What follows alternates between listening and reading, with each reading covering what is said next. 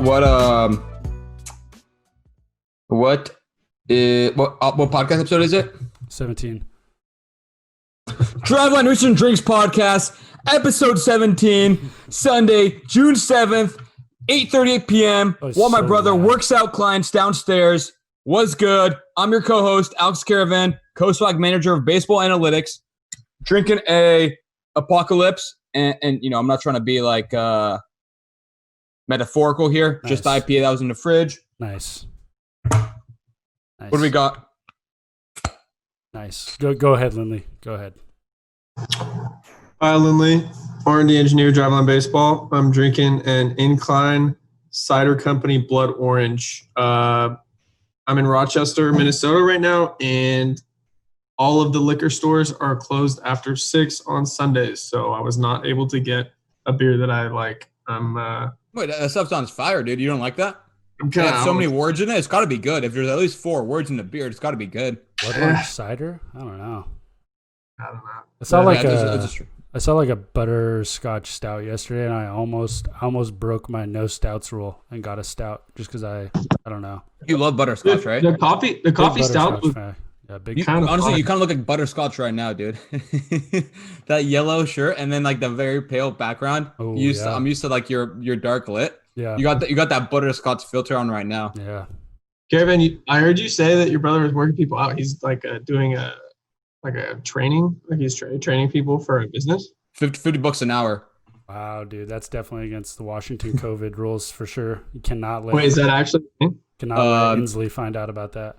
I think he's going to charge one of them $50, but the guy who he's going to charge is the one that told him about the unemployment thing he got going on, and he got $4K out of that. So I think he just decided to give him the first week for free, and then the homie brought 2 homies. Oh wow, okay, we growing out here. Very cool. Wow, I am Anthony Brady, and I'm drinking the Church Music IPA, the Juicy IPA. I'm the primary host of the R&D podcast, the Driveline Research and Drinks podcast. Primary host of the Butterscotch podcast. It's been determined in past episodes. So yeah, episode 17. Been 2 weeks since our last episode. We're into June. That's pretty crazy. I thought you were going to say something a little bit more poignant after that. I know. I mean, I honestly just that was actually the first time I thought about that it's actually June. My birthday's in 3 weeks. Yo, you know stage 1.5 over here? Dude, I don't even know what stages are anymore.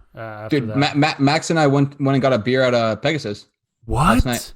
Yeah, stage 1.5. Oh man, that makes me want to be back in Seattle so bad. Dude, we it's like 50% open capacity, or sorry, 50% capacity outside, like 30% inside, or 25 or something. Yeah, I mean everything's open here, but I just I don't have a car and we don't go anywhere. We're pretty busy. I've been just crushing. Uber when are you gonna pull the trigger on a car? I don't know. Every time I look at one and I think I've got something lined up, I just keep thinking that I'll just hold out a little longer because I see an article about how the car market's gonna be really, really good here soon. I don't know. I'm just trying way too hard to find a super fire deal. And then I'm also do I really need a car right now? Mostly we're a split, baby. Me, you, and Belly's car. That would be wild. That would be not down though. Just kidding. I'm not down at all. Oh, Belly. Okay. Episode 17. We're into June. I'm in Arizona. Lindley's in Minnesota. Caravan's in Seattle. What do we got? I mean, been a interesting last couple of weeks, to say the least. Yeah, I've just been so locked in with Arizona stuff. We finished up the first week of Arizona training today. It was super cool on Monday and just kind of this last week to be working with athletes again. I will say that was awesome. That felt really cool to have just a bunch of athletes training, doing mocaps again. It was how many mocaps have you logged? We did 20 that day. We did one on Sunday, 19 on Monday. So basically like a full schedule. It was weird. How's the data quality? Super good. Like marker placement, everything. Good? I mean, I placed most of them. Medic helped out with them. It was all right. We had like a couple fall off here and there. It was like really weird though, because we were wearing gloves and masks the whole time, you know? Like I've never done a mocap like that. It was kind of weird. I don't know, just like dealing with the sticky gloves and stuff. I was just like ripping through gloves all the time. I felt like I was like a nurse or like a doctor or something, you know, just like I was just about to ask how every 10 minutes. How the sanitation stuff was going. Does it make it way harder to like complete all of them like on a timely manner? Oh yeah, definitely. Yeah, it adds a wrinkle to everything. I mean, we were moving pretty quickly, but honestly, the biggest thing is the heat. Like we kept the AC on and everything, but athletes would like go outside and play catch and then come back in, and it was last week. It was 110 like the whole time. You know, so athletes were just getting super hot, and those hydrogel pads, dude, when they're warm, those things do not play nicely. Also, the other wrinkle, and so annoying. It's one of those mounds where it's a turf mound, but then it's got 2 clay boxes on the like stride area, you know, and the like plant area and the stride foot area. So if the markers fall off and they get in the clay, you know how they're just like screwed, those hydrogel pads. So lost quite a bit of markers like that. But Sheffy was doing most of the cleaning. He said they were taking like 5 to 10 a guy. That's solid. So I think the capture quality was good. Got a bunch of paired pitch AI videos with the mocap files. So how quickly you're turning around like the biomech reports, and then like are you meeting with athletes still pretty quickly? Yeah. After and like going through with everything? I want to say we had all of the reports into track by Tuesday night, the latest. Is Sunday the only assessment day that you guys are doing? So we're doing motion capture assessment days every other Sunday. So the next one will be Sunday the 14th, and we already have, I believe, 18 slated for that day. Probably going to boost the cap up to go into the 25. We're just trying to like batch process it because it's kind of a pain. We have to shrink the cage up, move the mound, set up all the cameras, tear them down, that kind of a thing. And it's just like not that practical to do it every Sunday. And then what we're going to do is like trailing week assessments and leading week assessments. So like you can do your, pre-mocap assessment week up to that and then do the mocap on Sunday. Or you can also do like mocap first thing as you show up that Sunday and then do the assessment the rest of the week kind of a thing.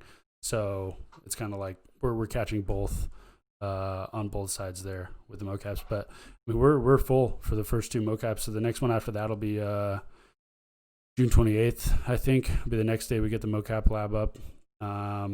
And so far right now, all the meetings are happening over Zoom. It just like kind of works out best that way. Like, oh, but like you're doing them like, so you're doing Tuesday night or like Wednesday morning?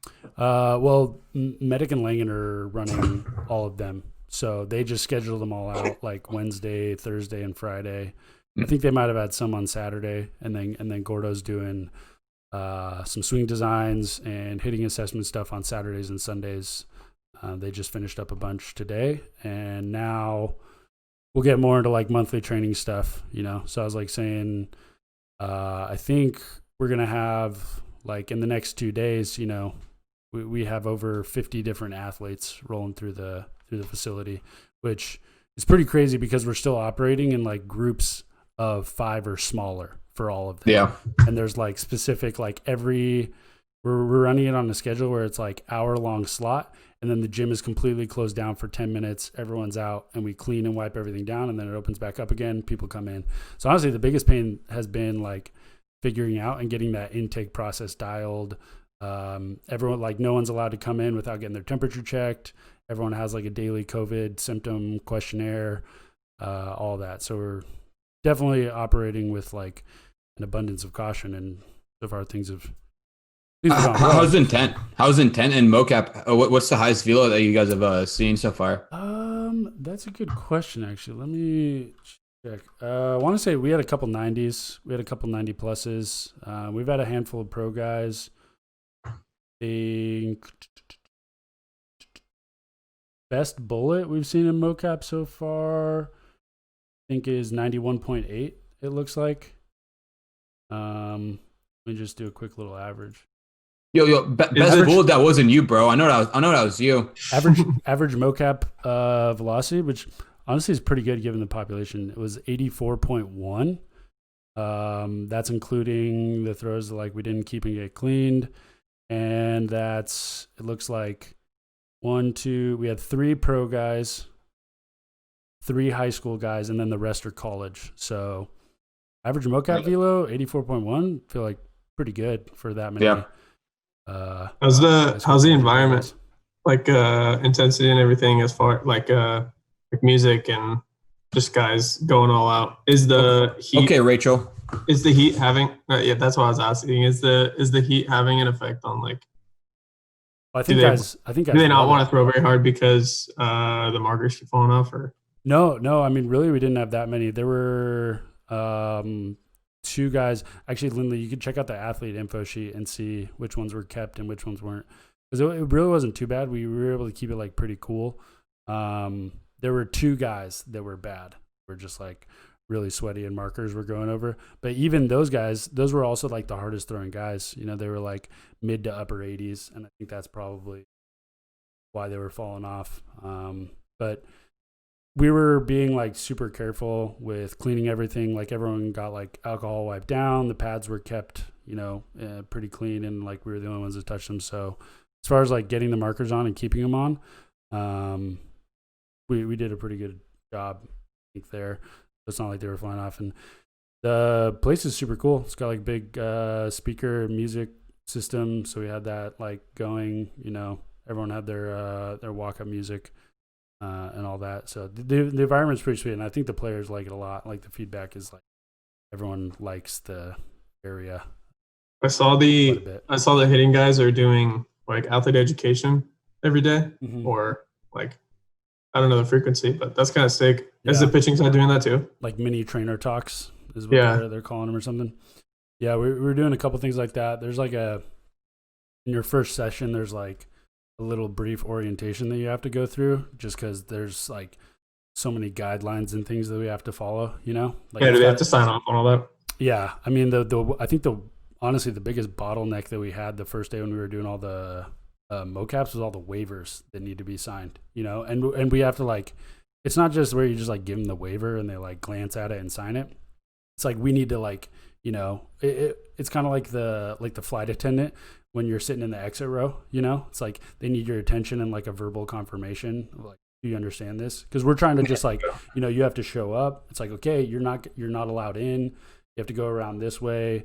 We have to do a temperature check. Like if you haven't filled out the symptom questionnaire, like you can't train that day. Because not only are you like, because all it takes is like if one person gets sick and gets one of us sick, and then the whole thing is kind of in jeopardy of a thing. And that's a good metaphor, because I know you give flight attendants a lot of attention, Brady. Mm-hmm. Exactly. Yeah. So you need the verbal confirmation. Make sure you're paying attention there. All of that. So the environment's pretty sweet. Yeah, it's good. It's hot. I don't like the heat though. I'm pretty hot. Yeah, that's why you were the one that brought up it's June, because you're in Arizona. It's very clear that it's June. That's why you're looking like butterscotch, bro. You melting. Yeah. Yeah. Caravan. Forget, like today, Caravan asked me if I'm like able to go on like walks or like bike rides out and around, and I was like, "What, dude? I get within 3 feet of the door, and I can like feel the like oven air on me." Your room looks pretty dope in the Airbnb though. Like they got like Avenger stuff set up on the wall or what? Yeah. And that's kind of a fire. That's kind of a fire blanket, dude. That looks like something I would love when I was like 9. I'd be like, let's go. Got some dinosaur print. This is like I think this was like for sure going to be the kids' room of the Airbnb or whatever. There was 2 twin beds in here. It wasn't a bunk bed setup, which I'm pretty upset about. But it was either the dinosaur sheets or like the other one was like a blue digi camo sheet setup. Oh. That's Yeah. tight. I That's sick. might have to switch to that one. But yeah, you got the superior posters in the back. Yeah. Yeah, pretty fire room. But Does everyone have their own room? yeah, everyone has, yeah. So we just moved to this place. Everyone's got our own room. We're about 10, 15 minutes from the facility, so pretty nice. You're in Chandler now, or are you guys staying in Tempe? We're in Tempe now. Yeah, Let's go. We were up in Scottsdale. Now we're in Tempe. We're like 10, 12 minutes from the facility, and so we'll be here for a while. So pretty solid setup. Yo, Lindley, what you got on last week? I'll clean it up since I'll talk about my two clickbaity topics. I've been working a little bit more on studies, trying to get the weighted ball study as close to publication as we can, because that's the one I want to push out the first. So just getting, which is also involving some more like further analysis into the full signal data. I'm doing some SPM stuff with that, and then you're not going to include the SPM stuff in the study. Okay. Yeah. No, I'm just trying to like get all of the material all like together and all the analyses done, so it's just easier for everybody involved to get it like wrapped up for submission. Yeah, I mean, let's get into it. What do you got in SPM? And do you want to talk random field theory? No, God, no. I just like when I first like learned about SPM, I saw that and I was like, okay, yeah, sounds good. I don't know anything about that. I'm just gonna accept that as what it is and move on, because it's just like I don't know if that's like.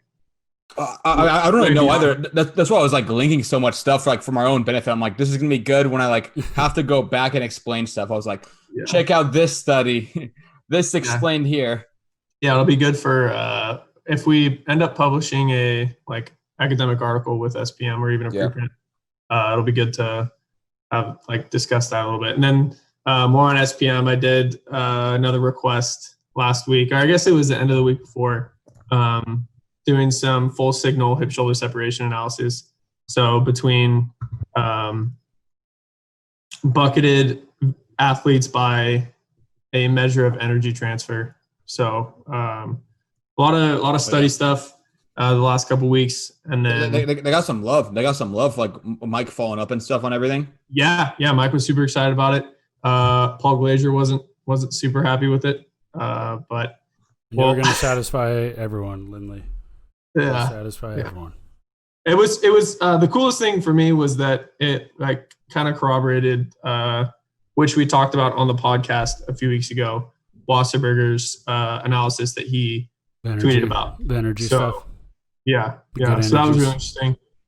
Yeah, and then worked with where we wrapped up the plow study. We're gonna the plow ball study, which is just like the weighted ball, leather weighted ball study, which is just throwing full or near max intent pitches off of a mound with all of the plow ball weights and investigating the kinematic and kinetic effects. So we're wrapping that one up instead of continuing review because the IRB approval is up in middle of this month. So we're just going to wrap it up with the 28 subjects we have instead of going for 30. So getting that data together. So pretty research heavy last couple of weeks. Just doing a lot of R. Yeah, buddy. Doing a whole lot of R. Caravan, what have you been doing? Just chilling, dude. Just running around trying to take advantage of stage 1.5. Yeah. Well, I mean, one of the things. What's the weather like in Seattle right now? I honestly don't even. Fire. God damn it. Never mind. It rained a little bit last week. It was. I mean, it's first off, it's like a very uninteresting topic for at least 90% of our listeners. Yeah, but I just had to know. We had really lucky weather yesterday. I was trying to play Max in tennis, and it's supposed to rain the whole day. Showed about 2. It rained for 5 minutes, and then didn't rain the rest of the day. Supposed to have thunder, dude. We played for like 2.5 hours. Damn. I lost, dude. Max is a natural at tennis. I think it's really? his ping pong backhand, dude. He's good, dude. He's good. I thought I would just like break him. I thought I'd break him just like cardio and like joint. But he's long as fuck. Yeah. I'm actually not good at tennis. Yeah. and he's got like that ping pong backhand. I still don't have I don't have a decent backhand at all in ping pong or tennis. I beat him the first time, and he just like warmed up a little bit and beat me. He's good. Nice. Caravan, I've been Anthony. I know you guys played last summer too. I got spike ball, and I'm been playing that a lot. So we got to hit that up. Let's go. Yeah. Wait, Brady, do you have an idea when you'd be rolling back? I am not entirely sure. Could be a week and a half. Could be 2.5 months. So we'll see. And that's how we do it. Authentic on the R&D podcast. Yep. That is just blunt honesty right there. I'll unveil NCAA War, which by the way should be the title of the video. 100%. Make it all caps. Say Caravan unveils NCAA War. I'm actually gonna call it the war on NCAA. Yeah. Caravan doesn't unveil it; he declares NCAA War. Yeah. But one thing I'm just gonna bring up. They didn't mention they did it last week. Any feedback, thoughts, public disclaimers on how our double date went? Oh, yeah. It was fun. It was cold. I thought we were going to get kicked off the beach before we got there. I was kind of worried about that, but it wasn't too big of a deal. And some fire food. Oh, Caravan. Have you ever heard of Unstable Unicorns, Anthony? The board game? Unstable or Unicorns? Exploding Kittens? Have you heard of Exploding Kittens? I feel like you're making things up right now. No. Exploding Kittens I think is pretty common, but Unstable Unicorns is made by it's a similar game. Is it like the Cards Against Humanity people? I don't know what it is, but Lindley and his girlfriend cheat during it, dude. They took me to the bank, dude. You guys were cheating the whole time, bro. Caravan literally didn't care about anything about the game except for how cute the unicorns were on the card. No. They're so cute, dude. The baby unicorns. He would literally take my cards from me and give me his because he wanted mine because it was cuter. Wow. And I'm sure I played board games with Bella before, and I can just tell that probably shouldn't take it that competitively. Shouldn't take it that competitively because I think she didn't we're never fully on board on the rules. But dude, I know she can hear in the background, but I know Marissa cheated in a unicorn game. There's no way she got 7 cards that quickly. Oh wow. Yeah. It's fun game. I went good though. Good double date. Okay, so we got the war on the NCAA and the war on unicorns and kittens. Board game. Yeah. So, oh my god. I just apologize sorry much. To interrupt. Apologize to the listeners for this podcast and where it's going, but just hopping back and forth. Okay, no, this one's serious though. I heard Carol Baskin got control of Joe Exotic's zoo. You can't say this is serious and then just go into Joe Exotic Netflix commentary. It's serious, dude. How did Carol Baskin get control of that? I don't even think Caravan's seen it or knows. Yeah, I haven't seen it. That. What's it on Hulu? No, I believe it's on Netflix. I haven't seen any of that, Lindley, so I don't know, but seems interesting. We'll touch on it next week, I guess. I don't know what happened. I just know Carol Baskin got the zoo, and I'm pissed. I'll have to look into it. You'll have to send me some links. I am in on catering to Tiger King fans though. Yeah, that's the clip. That's the clip we cut out of this podcast. Like this episode, we talk about Carol Baskin, and we only have that 20-second clip, and never bring it up again. Yeah. Just to get the clickbaits. It's good. But speaking of clickbaits, if you're down to swing the overlay, I've already swung the overlay twice, and then swung it back when we went on topic, off topic. So you want me to swing it back to the next one now?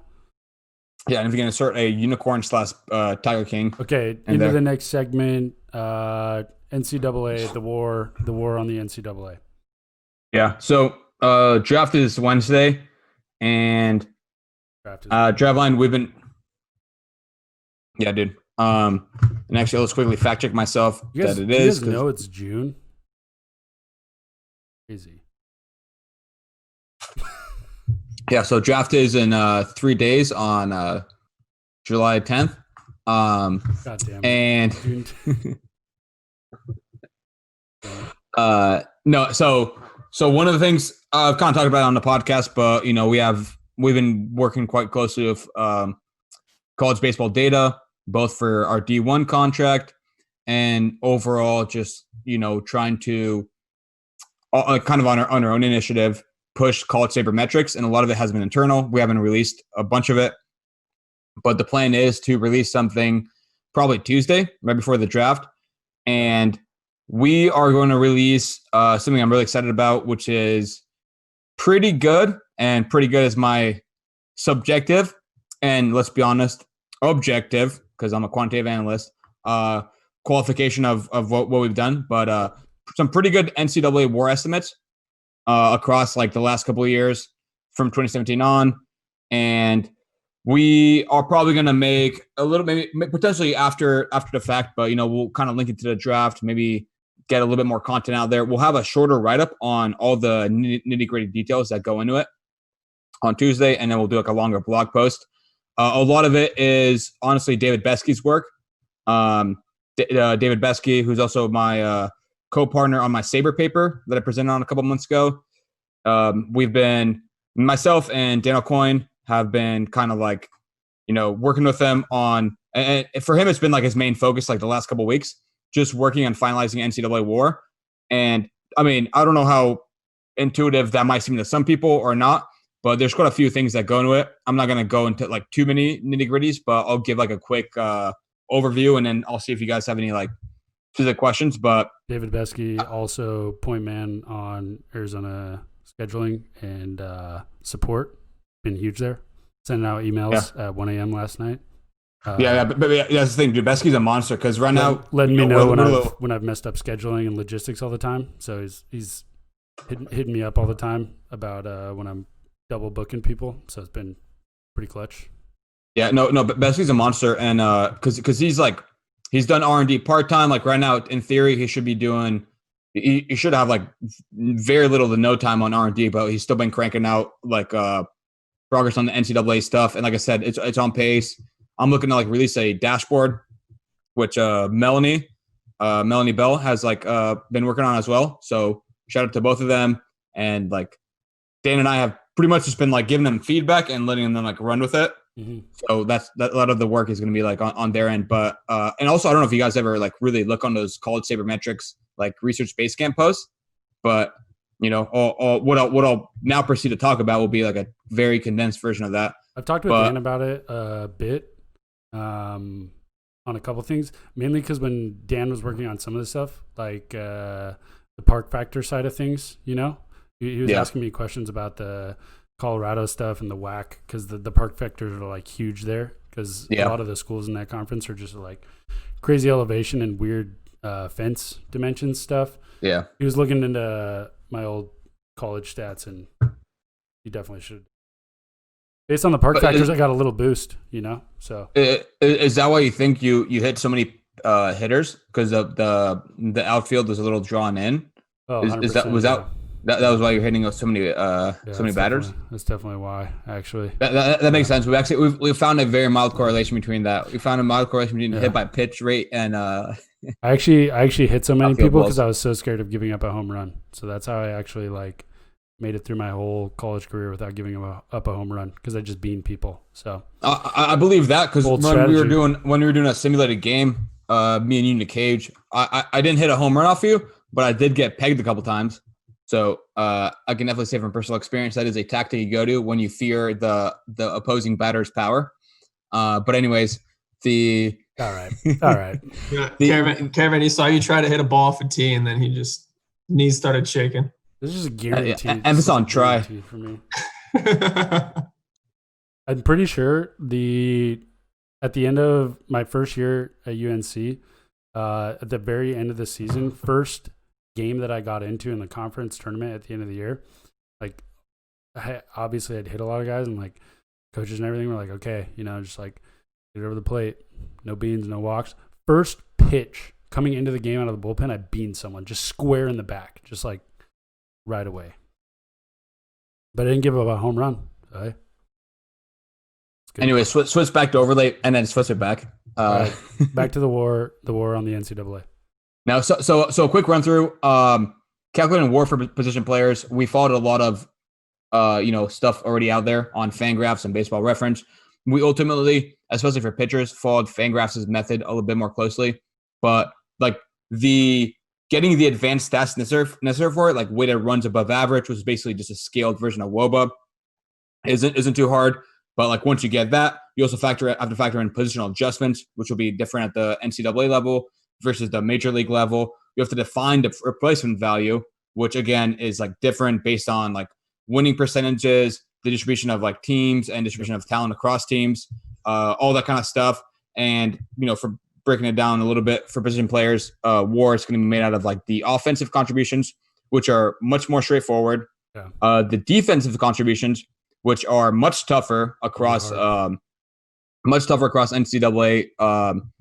environments. And like I said, we did some regressing, we did some rescaling. All the nitty gritty details will probably be in our write up, and then also base running, which actually surprisingly we had like fairly robust results. So we did that.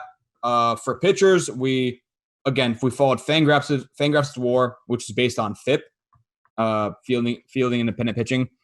And we had to like rescale a bunch of the coefficients. Fangraphs for the major league level, they give different ratios based on the proportion of games you relieve versus the proportion of games you like start. They have dynamic runs indexes based on like, when you come into the game, a bunch of like league scales and everything. And then also we had to like, at the end of the day, like Fangraphs attributes 43% of total WAR to pitchers. So they wanted to match that. So we also like rescaled. Initially, I think we had our pitchers have like 35% of WAR. So we rescaled by position and adjusted that to kind of like pad those ratios comparable to like what's out there on the major league side. And essentially, we have WAR figures that we're like pretty confident in, pretty robust. And we have it across, like I said, all conferences, 2017 on. I think it came out to like, right? Yeah, I think it came out to like 5,500 plus player seasons. Mm-hmm. So quite a bit of data, and we're actually going to tie it in as well. We're going to drop some references and tie it into the D1 write-up on Hunter Kerstad, Arkansas Razorback right fielder, who I think we're going to try to time that up like to kind of like push the max publicity we can get with this. Mm-hmm. So we're probably going to release both on Tuesday. Yeah. Have like a link to the dashboard.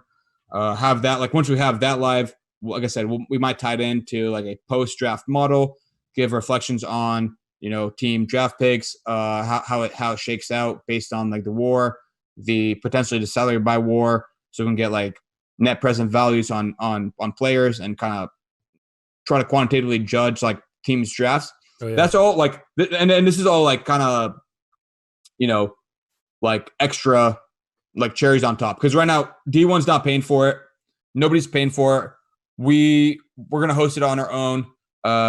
Still a little bit TBD. My initial plan right now is I think I'm just gonna try to push for throwing up like rather than try to like fit our dashboard into like WordPress or some like offspring of Driveline, like the Driveline main site. I think I'm just gonna whip up a quick like either like a neutral hosting location or just slap together like a quick like sites dash Google. Yeah. And maybe add like more analytics stuff there.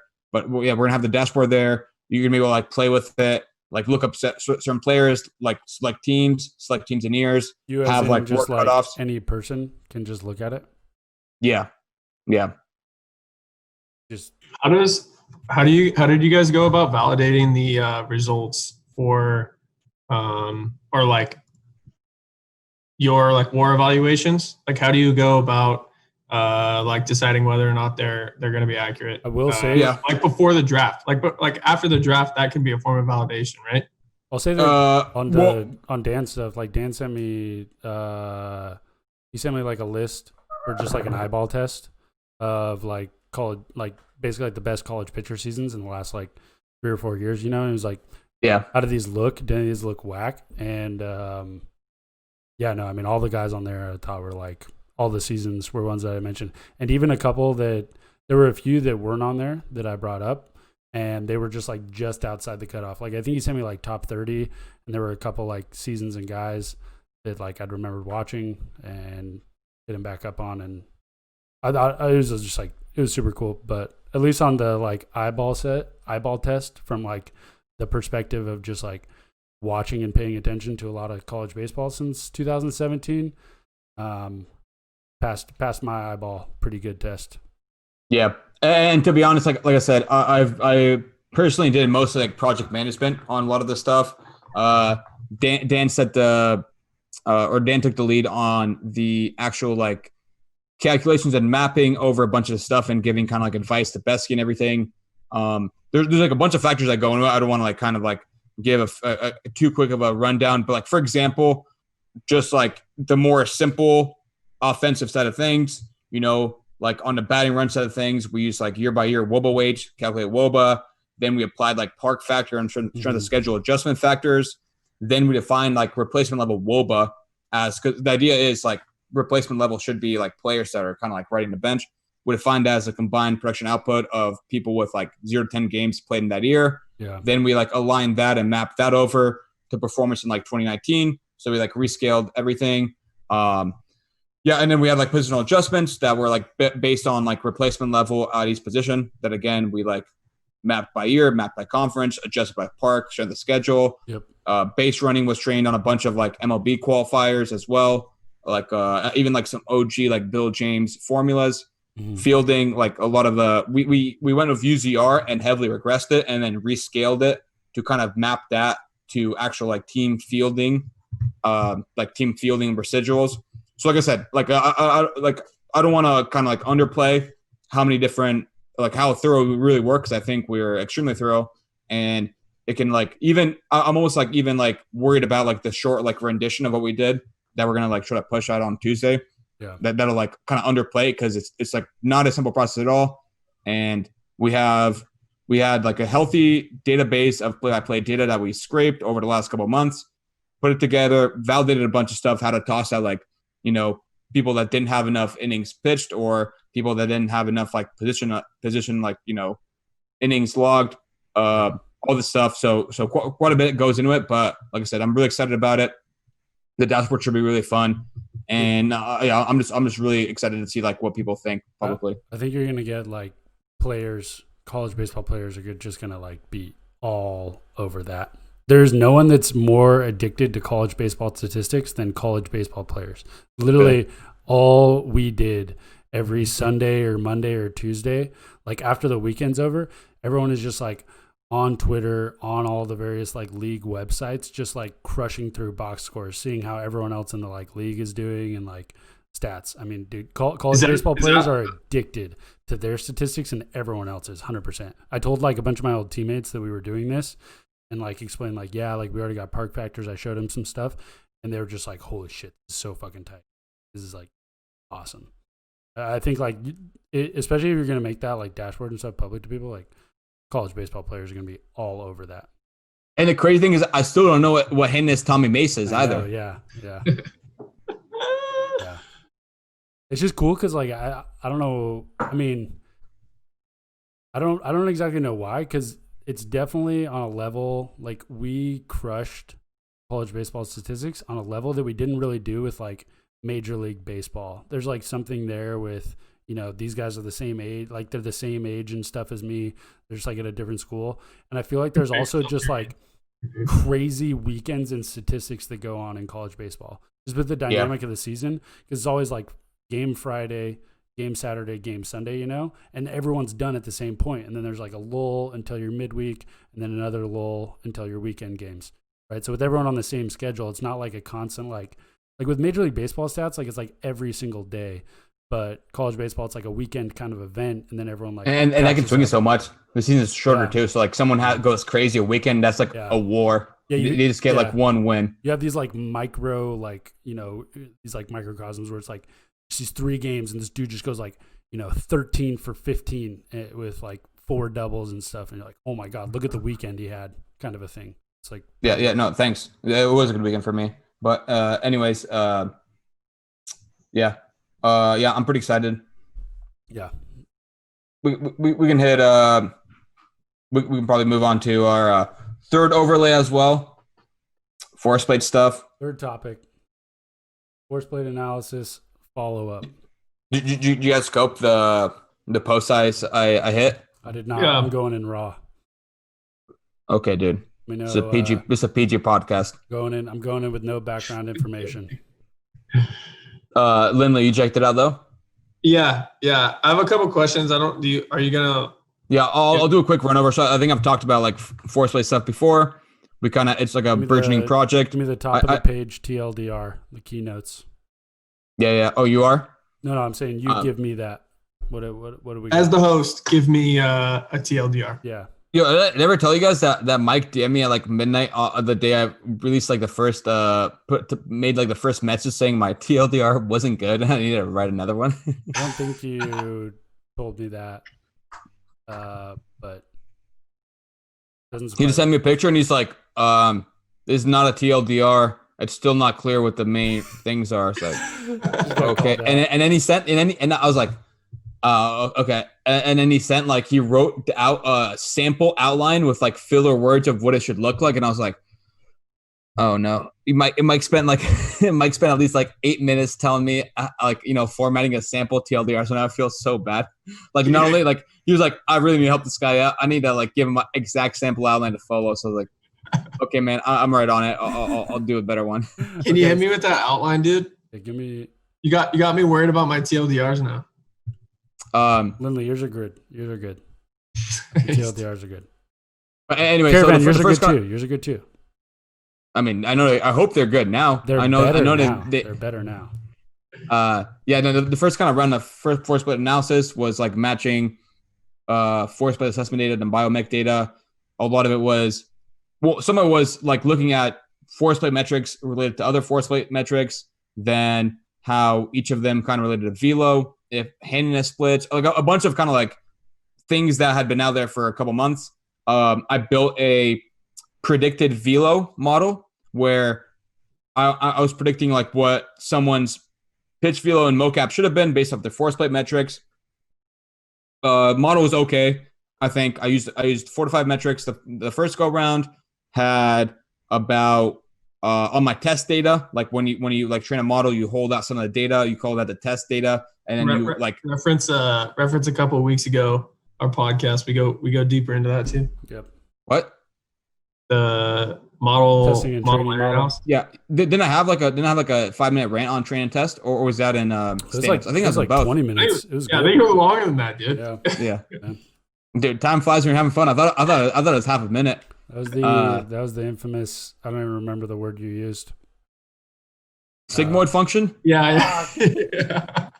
Cut. All right, that's a wrap. So I did that. I had a predicted pitch velo model, and met with the HP guys, met with Dan Adams, had a meeting breaking down some of the finer concepts of what I'd done. What's the pitch velo model do? Takes in force plate metrics and based off force plate metrics. Yeah. What'd you say?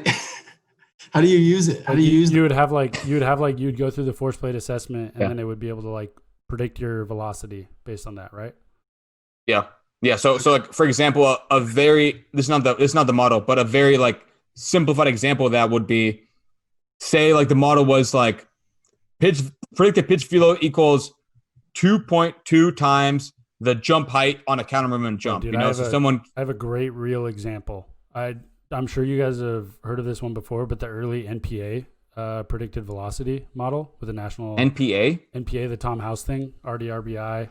Tom House, like back in the day, what he was doing down there. There was like this one time I went down there to do some training with them. I've talked about this before, at least in Slack, or like mentioned it, how you went down there and there were 3. It was based on 3 metrics. You went down there and you did a max effort throw from your knees, which was supposed to be like, isolate the lower half. And then it was like a max effort pull down throw, took the velocity of that, and a broad jump length. So those are the 3 metrics. And when they put me through that, my like predicted velocity was 110. 110. And this was coming off of my second. Yeah, you have talked about this. Yeah, it's just like, I remember like in the meeting with him, he's like, hey, it wasn't Tom House. It was someone. It was like one of the like trainers or something. He's like, okay, so like I think my broad jump was like really good. It was like over 10 feet, and my knee throw for some reason was good, but my pull down was like bad. It was like 88, 8 or 9 or something. He's like, look, predictive velocity. Theirs was like on a summation model. Like it took all the parts and like summed them or something, and it was like, yeah, I mean your mound maximum capacity is 110, so that's in the tank somewhere. And I was like, I can't even hit 87 right now. What? What is it? He's like, based on your lower half, your isolated upper half, 110 miles per hour is in the tank. I was like, wow, I don't know what. My model is definitely not that bad. The highest predicted velo right now that's checked across like everyone I rented on is 98.3, and the guy threw 94.6. So it's actually doesn't even miss too badly. That's kind of like what. So I like went through more careful analysis of each metric by velo, trying to see like cutoffs, anything. I decided to subset the population, only include 80 mile an hour plus throwers, just because I'm very fond of overfitting to that. That's what I care about more. I'm trying to disregard like, say someone who throws under 80 and is also like really, either really good or really bad at force plate. I mean, like let's be real, right? If I hop on that force plate assessment, I'm blowing the roof off on force plate stuff, but I'm sinking on velo. So 100%. just prematurely avoiding people like that tainting it. Although honestly, in reality, it's probably like high schoolers that throw under 80 and also have like pretty poor force plate metrics. Yeah. So if anything, the alternative also exists. The opposite of that, the like guy who just pumps fuzz on the mound, but like can't even bench 135 or do anything on the Not saying that's me. Bro. Not saying that's me. But yeah, bro, that's in a TLDR. You didn't finish reading. Well, I haven't read anything. I'm waiting for you to give me the TLDR. All right. Well, so I improved the model a bit, and by improve, I mean the mean absolute error on our test set went down from 3.6 to 2.7, which means on the people I'm testing, my predicted velo is off on average by 2.7 from what they actually hit, whether above or below. So and it's pretty good. I pared it down to about only a couple of metrics, because the more metrics you kind of use, especially when it's like a multivariate linear regression like that, you run into collinearity, which means like some of the variables could be explaining some of the other variables. Yep. So it's like that second variable might not actually be like helping you predict anything. It's just like doing the same thing as one of the other variables using the model. Yeah. So that just increases variance and doesn't actually help like reduce test error. So real quick, in that case, if they're both included in the model, so if you like include a bunch of variables into a model, like I don't know if this is how it works, but do all the relationships add up to one? So like if you were to include two metrics that were linear, that were collinear, are they like, what's up? Co-host? Yeah. Two metrics that are collinear, is there some, like, is it going to be different? Or so would one of the metrics, if the other one wasn't included in the model, would it have the same correlation or the same like predictive power? Or if you include both of them, is what I'm trying to say, is it going to reduce one or the other? Like how much, would you just overestimate if you included all the metrics just because like this predicts it plus this predicts it plus this predicts it, or does it? I assume you probably mean overfit. Yeah, exactly. Kind of like usually what you do is you have like a good way to test it is you can start like a subset of variables that you're using to predict something. Then you take one out and then you predict, and then you compare like predictive ability of those models, and you kind of look at the coefficients that are associated with those variables. So if one moves a bunch, above or below, then you're like, okay, this one actually like has its own relationship with the independent variable or the dependent variable, sorry. And then you can kind of like see, like if you hold that one variable, especially if you suspect like there's some collinearity going on, you can see like which one does a poorer job of like actually predicting it when you include only that one. Mm-hmm. So that would be like an easy way to test, especially when people, like often people will build a model on multiple variables, then they'll like, change the subset and then change like you can, especially for ANOVA models, this happens often. You look at, is the difference in predictive ability significant? Like you can test that. Like, did that impact predictive ability? Yeah. Anyways, yeah. Right now I'm predicting only off the peak power from the counter movement jump, the jump height, impulse momentum from the counter movement jump, and the body weight. Yeah. So I have 3 variables. Pretty happy with it. I mean, not satisfied, but happy that the subset of that's the MPA model. 3 variables. That's all you need.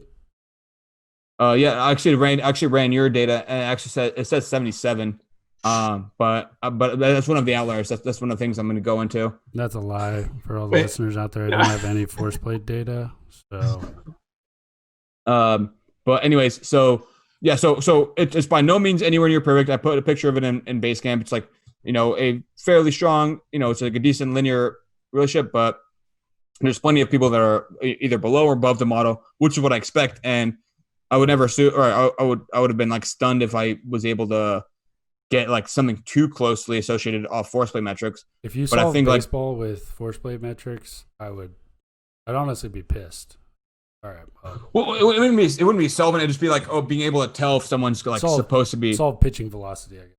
Yeah. So I guess like my main goal for it and ambition is, you want to build a decent model, and then you look at who's either getting overestimated or underestimated, and why. Like, can we help those athletes? So someone comes in, they throw on mocap, they go on their force plate, they get those assessments, and then you're like, okay, you should actually our model, which again is not like the truth model, but like based off a couple hundred athletes, we would guess you're like, if the model says you're 92 and you're 90, that's like not really something that would raise my eye. The cutoff I used to identify like way over predicted or under predicted was the mean absolute error plus the variance, or I think plus like 0.5 times the variance. So people that are like much higher or much lower, and that includes a few people, because a few people are 10 miles off, below or above. I think it's the highest. I have a few people that are like 10 up, above, or below. Yeah. So those people, for whatever reason, and like some of it, like it could be an off day on one of them, but I took basically the outliers, the people that were predicted that overestimated what the predicted pitch field was. So they actually threw 82, but say the model said you should throw 90. And I took the underperformers, so people that the model said you should have thrown 82 and actually threw 90. Yeah. So I took both like groups of people, looked at what biomech metrics like stood out between the two. That's valuable insight right there. Yeah. Yeah. And and I got a few metrics. Like I say in my post, I wasn't too stringent and cutting off, like doing adjustments to the p-value. I kept in every metric that had less than a 0.01 p-value when comparing to means. But since people that underperformed, people that the model said you should have thrown lower, but actually threw harder. Yeah. Those like an easy, like the first thing that popped up was velo. Velo is a big difference. The people that threw harder than they should have threw on average 5 miles harder than the people that threw like more than they should have. So I also want to make sure the differences that were popping up weren't just because of the velo cap. Yeah. So I then looked at the whole population of biomech, looked at people that threw between 82 and 86 and 86 and 91, because those groups gave me similar velo means to the overperformers and underperformers, and compared those differences to kind of see like what metrics should have been both comparisons. Like what metrics were probably in the comparison between over and underperformers because of the velo cap. So then I felt like I could kind of pare down and look at like a few of the metrics that may actually be explaining some of the variance between why someone under or overperformed. Yeah, that's the huge insight there, I think, in my mind. That just got me so fired up to actually go and read a TLDR. Yeah, that was because I think that's the piece that like a lot of people miss, or like the extra step that people need to go, because it's like if the model doesn't work or it doesn't fit, then it's like, oh, okay, well, you could just look at that and be like, in these instances, force plate assessment metrics, whatever, is a bad predictor of velocity. But with that knowledge, you could go into the data further to find out like why, like where are the instances where someone, because that would be my first thought with all of that is like, I don't really think that like the force plate, it's similar to like the table testing stuff and like all the ROM screens and functional movement screens. Like, how much carryover is that really going to have into, on the mound, in the movement, that kind of a stuff. But knowing like when the model, that like predictive velocity model isn't, doing too well, and actually going in and looking at those like cases where it's like, okay, based on this guy's like force plate metrics, he's 10 miles off his velocity. How is he able to produce that without being able to like, what did you say, like jump height with that, with like, this guy can still throw this hard while having a, just like a whack jump height or whatever it is. I mean, there's huge insight there. Or like, they clearly have like the power and like velocity vectors, but like there's something, like the U example of that. Right. Yeah. Which you probably don't need force plate assessment data to pick my low hanging fruit, but I mean, that's a good example of like clearly like I can throw harder. I haven't maxed out my body's possibilities. Yeah, that's also like the only thing the athlete cares about. Like just like overhearing, from being in so many athlete meetings with like biomech reports and just like even overhearing them the last couple of days here. It's just like you're going over the report, you're talking about the metrics, and immediately the first question or like comment that an athlete has is like, okay, so they're usually like they want something like tangible and they want a number attached to it, just because that's like what they're sold elsewhere is like, oh, so you think there's like, if I do this, it's like 3 miles an hour, 4 miles an hour, 5, we know whatever it is, and I think that would be like the first thing that a lot of people jump to. I mean, dude, when I was told that I had a 110, I had a capacity of 110. I mean, I was post second TJ. Baseball was not my friend. And I was like, all right, I got 110 in the tank. Let's go. It could also just be another like way of profiling athletes, right? So like, if we can use the force plate data to say like one of the big ones right now is rotational versus linear throwers, right? Like I don't know how much weight that is actually going to end up in the long run having, but maybe it's like if you underperform on your force plate metrics, then maybe you should just like buy in on this profile. Like you fall into this bucket. So these are the things that we're going to have you focus on versus somebody who overperforms on the force plate metrics. And we have seen that these guys do really well with these types of like mechanics or whatever. These like much better like athlete typing models and programming questions and answers.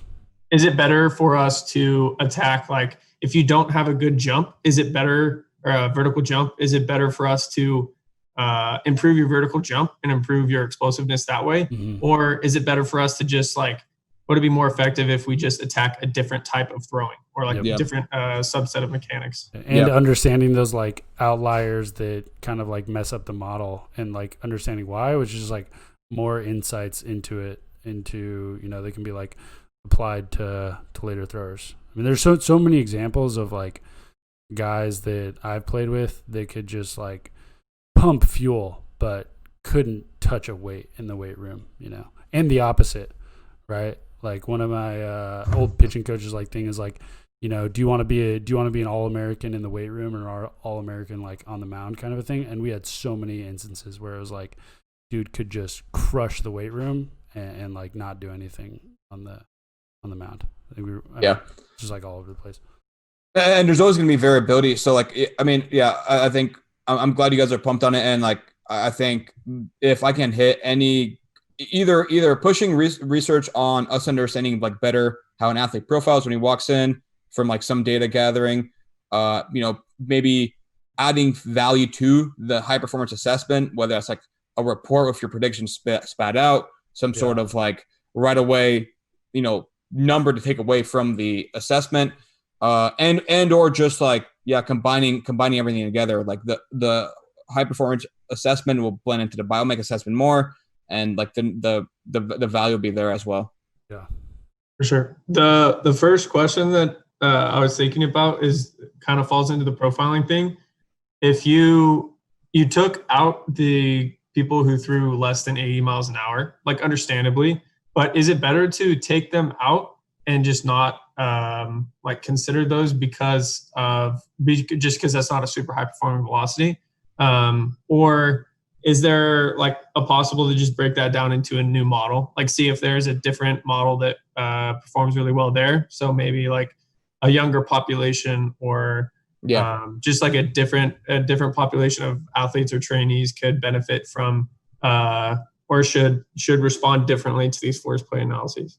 Yeah, good question. I mean, part of the reason I took them out also is because this data set isn't that big. We've only had force plates for a couple months.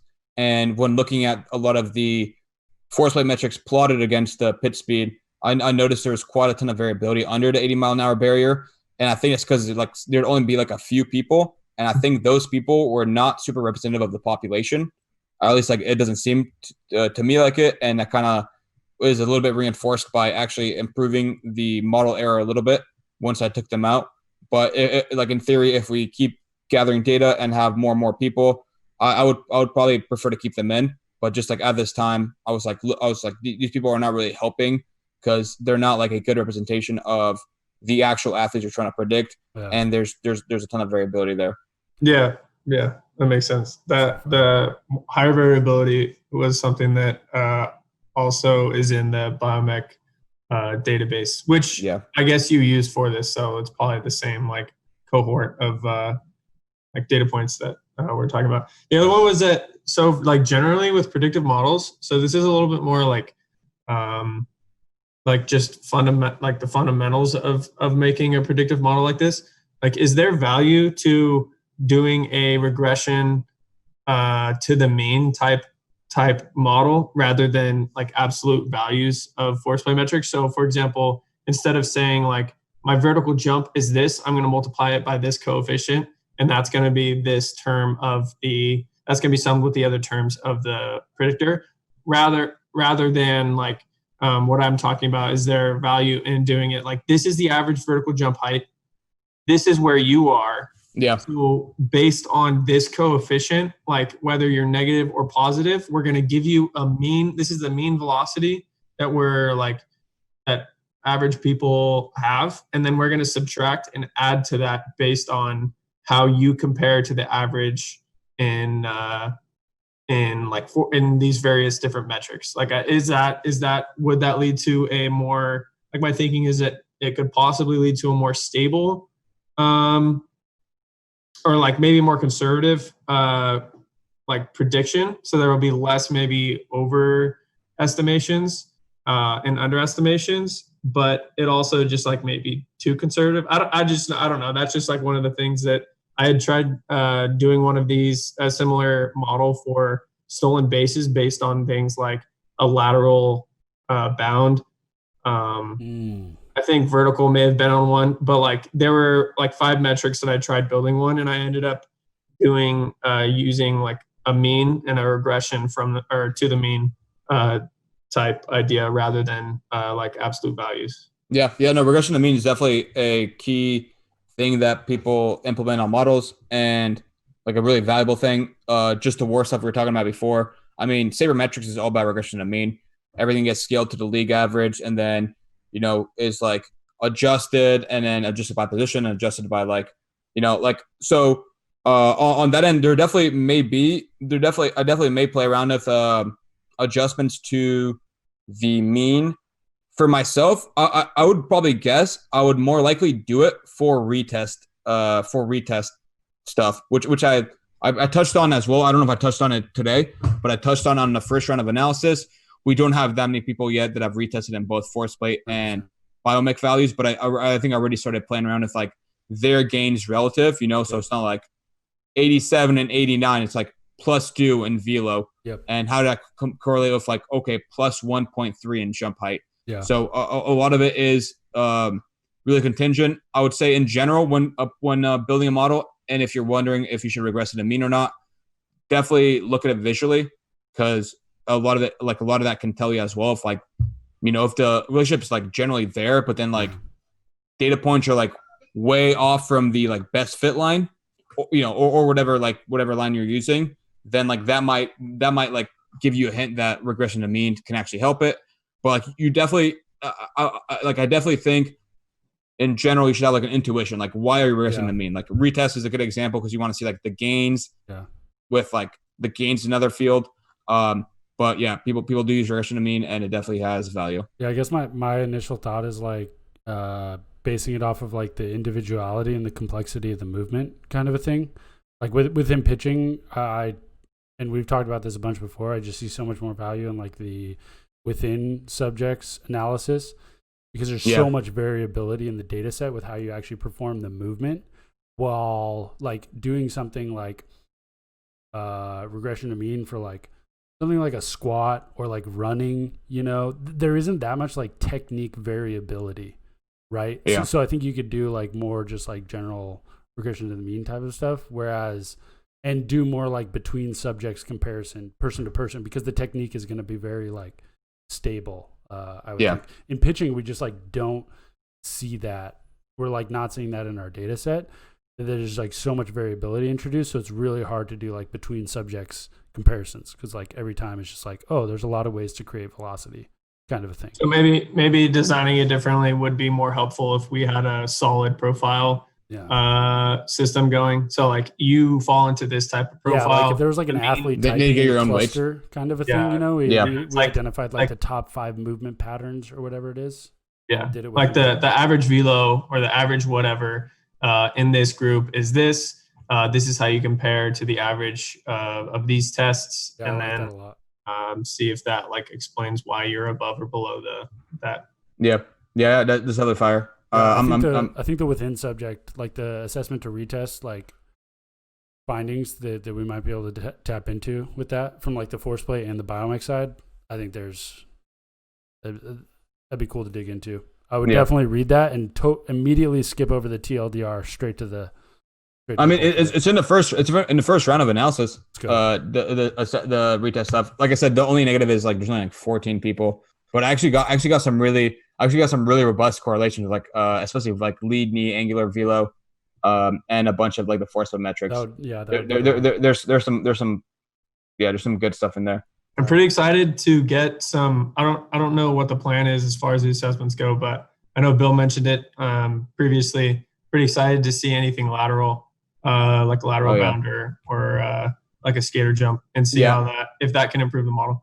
And that's what Dan Adams' study that he posted in that thread has to do with like some lateral force plate metrics actually being like the most correlated to pitching velo. Yeah, which makes sense. Yeah. Fire. All right. I gotta go read that. Right now. Post some get the avalanche of feedback going. And by avalanche of feedback, I mean either 1 to 3 people. So, damn, dude, you said avalanche of feedback, and I immediately just thought about fucking Avs, baby. Oh, dude, when's the season start? I forgot. I don't know. I don't think it's been officially announced yet. It's not been official. NBA is official. I thought the NBA is. Yeah, official. what do you guys got on the NBA? The NBA is July 31st. I think the NBA is official. I don't think the NHL thing is official. Really? It's like pretty similar thing, like 2014 playoff. But if they do that, the Avs are the 2 in the West, dude. It's big, man. I'm freaking. I think Before we get off track again, though, I think we wrap it there. August 2020. Let's go, Avs. Dude, they're gonna have everyone back. They're gonna have Rantanen back, dude. Go Yotes, dude. If you're in Phoenix for too long, dude, you might have to. That would actually be fire. I will stay in Phoenix if it means I get to watch the Avs play in the playoffs down here. I'll roll through. God, just talking about this makes me want to like. We gotta pivot into a hockey podcast. I miss baseball. I miss baseball, but I miss hockey so much more than baseball. Dude, the season was just getting. We were like. I know, dude. A month away or less than from playoffs. Dude, we were like 2 weeks away. It was so exciting, dude. The Avs were getting. On topic with. Oh shit! On topic with. On topic with college schedules. No. On topic with college schedules, the midweek game. We could have a midweek podcast, which is hockey. Ooh, the midweek hockey recap podcast. Pretty down. It's going to be a very Avs centric podcast, unless you have some fandom interests. Lindley. No. Then it might just be like Caravan and I talking back and forth about the last couple Avs games. I'll just be learning the whole time. Okay. Yo, how chose my stats look from this angle? Pretty fire, yeah. All right, we're gonna wrap the podcast there. Thank you, everyone. Episode 17. That's a wrap. Peace. We'll be back next week.